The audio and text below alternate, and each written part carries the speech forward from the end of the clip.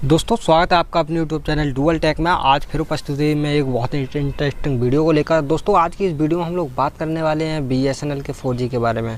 दोस्तों BSNL के 4G के बारे में बात करेंगे। बहुत अच्छी जो है BSNL के लिए न्यूज़ आई है, क्योंकि दोस्तों जो BSNL का 4G मॉडल है उसमें एक जो है कमेटी तैयार कर रही है गवर्नमेंट, और जो है BSNL का जल्दी से 4G लाया जाएगा। तो दोस्तों सब कुछ BSNL का अगर देखा जाए तो 4G पर ही डिपेंडेंट है, सब 4G पर टिका है। चाहे वो सैलरी हो, चाहे वो BRS का सेकंड इंस्टॉलमेंट हो, चाहे हर एक चीज़ टावर ऑपरेटर की सैलरी हो वगैरह वगैरह, सब कुछ जो है 4G पर डिपेंडेंट है। फ़िलहाल अगर बात की जाए तो चलिए दोस्तों आज इस खास न्यूज़ को जानते हैं। सैलरी के बारे में भी बात करेंगे इस वीडियो में, लेकिन उससे पहले इस वीडियो को शुरू करते हैं। हुआई और ZTE को ब्लॉक करने के बाद BSNL के लिए नए मॉडल पर काम कर रही है सरकार। तो दोस्तों हुआई और ZTE दोनों ही चीनी कंपनी हैं, जो चाइनीज़ कंपनी है। दोनों के लिए जो है बंद कर दिया गया है इंडिया से सामान लेना और इंडिया में सामान देना, सब कुछ बंद कर दिया। क्योंकि जो टेलीकॉम इक्विपमेंट बनाने वाली दोनों कंपनी हैं, इनसे ही जो है BSNL पहले टेंडर लेती थी, और जो टेंडर करने के बाद सारे इक्विपमेंट इन्हीं से खरीदे जाते थे। तो केंद्र सरकार के नए गाइडलाइंस लागू होने के बाद हुआई और ZTE के BSNL 4G नेटवर्क के लिए ब्लॉक कर दिया गया है।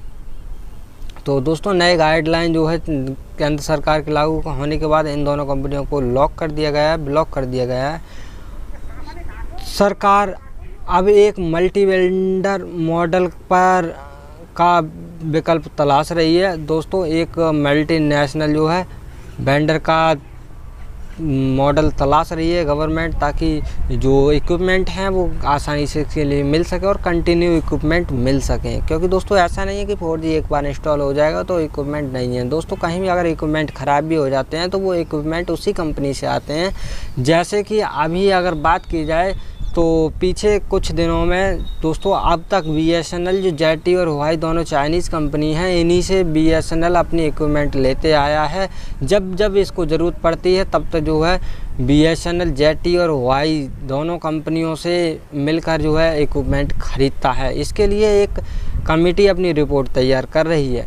तो दोस्तों इसके लिए कमेटी बनाई गई है, वो अपनी रिपोर्ट तैयार कर रही है क्या क्या करना है, क्या क्या नहीं करना है, और ताकि BSNL चल सके और BSNL के लिए जो 4G मॉडल पर वर्क जारी है। तो नई दिल्ली की रिपोर्ट है, सरकार ने चीन की कंपनी हुआई और ZTE को ब्लॉक करने के बाद 8697 करोड़ रुपए का टेंडर कैंसिल किया था। दोस्तों 8697 करोड़ रुपए का टेंडर कैंसिल किया था ZTE और हुआई दोनों कंपनियों के साथ जो था, जिसको शॉर्ट में 9000 करोड़ रुपए का टेंडर बोल दिया गया था। सरकार ने यह फैसला हाल के लिए गाइडलाइंस के तहत लिया है, जिसमें कहा गया है कि भारत के साथ बॉर्डर साझा करने वाले देशों की कंपनियां भारत सरकार या यहाँ की किसी सरकारी कंपनियों से कोई प्रोक्योरमेंट नहीं करेंगी। इस फैसले के बाद अब केंद्र सरकार BSNL के नए नेटवर्क के लिए मल्टी वेंडर मॉडल का जो है विकल्प तलाश रही है। दोस्तों जितनी भी कंपनियां हैं जो कि भारत की सीमा से लगे हुए देश हैं, उनकी किसी भी कंपनियों से सामान नहीं खरीदा जाएगा। तो चाहे वो चीन हो और चाहे कोई और हो, अगर जो है किसी अन्य देश से जो है ख़रीदा जाता है तो इक्विपमेंट ख़रीद लिए जाएंगे, तब कोई दिक्कत नहीं है गवर्नमेंट को। ये जो नई गाइडलाइन है जो केंद्र सरकार ने जारी की है कि जो पड़ोसी देश हैं उनसे नहीं ख़रीदा जाएगा, बाकी किसी कंट्री से ख़रीद लिया जाएगा, कोई दिक्कत नहीं है। इस मॉडल के तहत 4G नेटवर्क को एक सिस्टम इंटीग्रेट के ज़रिए बनाया जाएगा और इसे मैनेज किया जाएगा। दोस्तों ये जो नया मॉडल है उसको 4G नेटवर्क के सिस्टम इंटीग्रेट के ज़रिए बनाया जाएगा और इसको इसी प्रकार से मैनेज भी किया जाएगा। मूल तौर पर यह इंटीग्रेटर नोकिया, एरिक्सन या अन्य विदेशी कंपनियों के सॉफ्टवेयर हार्डवेयर खरीदेगा।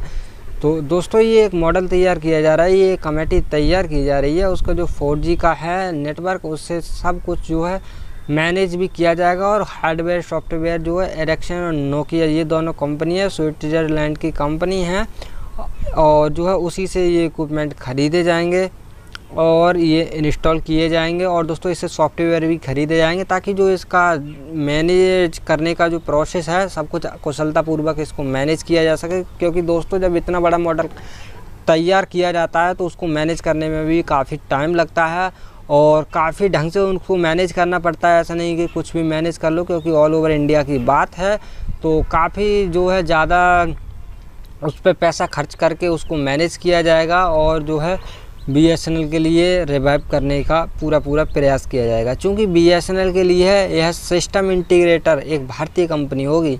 दोस्तों, जो सिस्टम इंटीग्रेटर है भारत की कोई भी कंपनी होगी, कोई भी एक कंपनी होगी, ऐसे में एक घरेलू कंपनी को इस नेटवर्क को तैयार करने का मौका भी मिलेगा। दोस्तों, जैसा कि बोला गया था कि होम ग्राउंड कंपनियों को इसमें पार्टिसिपेट किया जाएगा और होम ग्राउंड कंपनियों से इक्विपमेंट खरीद कर जो है BSNL पर 4G इंस्टॉल किया जाएगा। तो ये वही कह रहे हैं कि एक जो कंपनी है, कोई भी कंपनी हो सकती है, इन्होंने कंपनी का नाम उजागर नहीं किया है, कोई भी कंपनी हो सकती है। और ये कंपनी दोस्तों भारत की कंपनी होगी, तो इसलिए जो है एक कंपनी को मौका भी मिलेगा। कंपनी का नाम इन्होंने नहीं खोला है। एनालिस्ट का मानना है कि BSNL की वित्तीय हालत बहुत ख़राब है।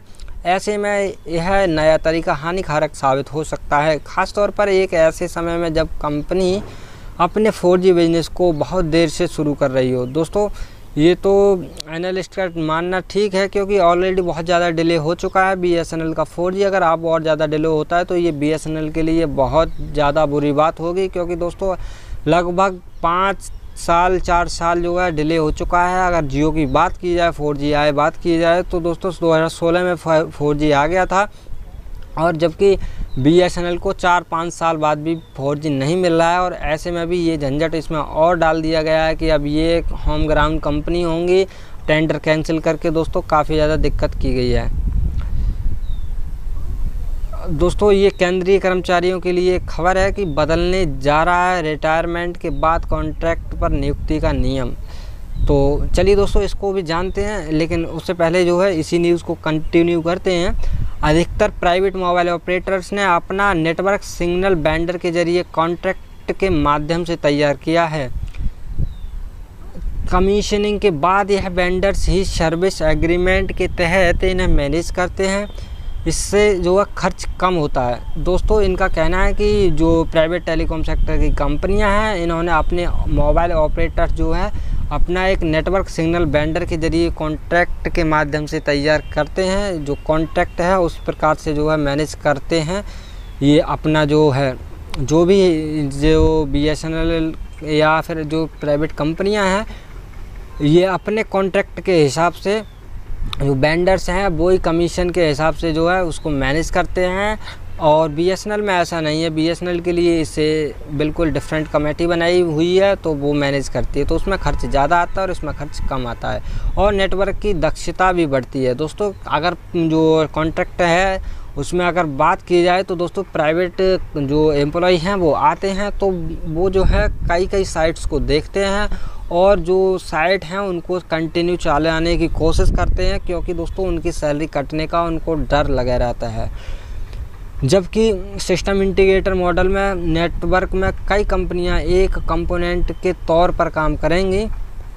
मूल रूप से ये कंपनियां एम्बेसलिंग के जरिए काम करेंगी, और इससे खर्च बढ़ेगा। साथ ही इसी में क्वालिटी की भी समस्या होगी और तकनीकी खामियों की भी गुंजाइश होगी। दोस्तों, इसमें जो है टेलीकॉम जो त्रुटि है वो भी हो सकती है, क्योंकि कई सारी कंपनी काम कर रही हैं मिलकर इस पर मॉडल पर। अगर एक कंपनी काम कर रही होती तो दोस्तों माना जा सकता था कि जो कंपनी है वो अच्छे से काम करेगी, क्योंकि कई सारी कंपनी हैं अगर वो काम करती हैं तो अच्छे से काम नहीं करती हैं। क्योंकि दोस्तों अगर एक किसी चीज़ को अगर एक बंदा बना रहा है तब, और एक ही चीज़ को जो है 4-6 बंदे बना रहे हैं, तो कुछ ना कुछ उसमें छूटने की जो है आशंका बनी रहती है, क्वालिटी डाउन हो सकती है। तो इसमें देखते हैं दोस्तों, खर्च भी बढ़ेगा, क्योंकि ज़्यादा कंपनी पार्टिसिपेट करेंगी तो ज़्यादा लोगों का खर्चा देना होगा। टेलीकॉम विभाग यानी दोस्तों डिपार्टमेंट ऑफ टेलीकम्युनिकेशन की एक कमेटी इस मॉडल के लिए तकनीकी जानकारी जुटा रही है, ताकि BSNL के 4G नेटवर्क को रोल आउट किया जा सके। उम्मीद की जा रही है कि यह कमेटी बहुत जल्द ही अपनी रिपोर्ट भी सौंप देगी। हाल ही में नीति आयोग ने सिफारिश की थी कि BSNL के 4G नेटवर्क रोज आउट में केवल दोस्तों 4G नेटवर्क के रोल आउट में केवल लोकल स्तर पर डिज़ाइन किए गए और निर्मित किए गए उत्पादों का ही इस्तेमाल किया जाए। नीति आयोग की इस सिफारिश में यह भी कहा गया था कि उपकरणों के लिए लोकल मॉडल्स अपनाने के लिए सरकार कंपनियों को ही इसका नया टेंडर ड्राफ्ट करना चाहिए। दोस्तों गवर्नमेंट की जो है रिस्पॉन्सिबिलिटी बताई है नीति आयोग ने कि गवर्नमेंट ही जो है इसके लिए जो व्यवस्था है गवर्नमेंट ही करे। तो दोस्तों आज की ये थी खास न्यूज़ कि BSNL का दोस्तों जो है प्रोसेस जारी है। देखते हैं कब तक BSNL का जो 4G लग जाता है। और दोस्तों जुलाई की सैलरी की जो एक्सपेक्टेड डेट है वो 20 या 21 यहाँ तक कि 22 अगस्त तक हो सकती है और सैलरी भी जल्दी मिल जाएगी आप लोगों की। तो और दोस्तों नई वीडियो में जो कॉन्ट्रैक्ट वर्कर की सैलरी के बारे में बात करेंगे। और दोस्तों चलिए वीडियो अच्छी लगी तो वीडियो को लाइक करिएगा और साथ ही एम्प्लॉय के साथ वीडियो को जरूर शेयर करिएगा ताकि वो भी अपडेट रह सके हर एक न्यूज़ से। चलिए दोस्तों मिलते हैं एक नई वीडियो में, तब तक के लिए अपना ख्याल रखिए। बाय दोस्तों, और मेरे चैनल को सब्सक्राइब करके बेल आइकन जरूर प्रेस कर लें।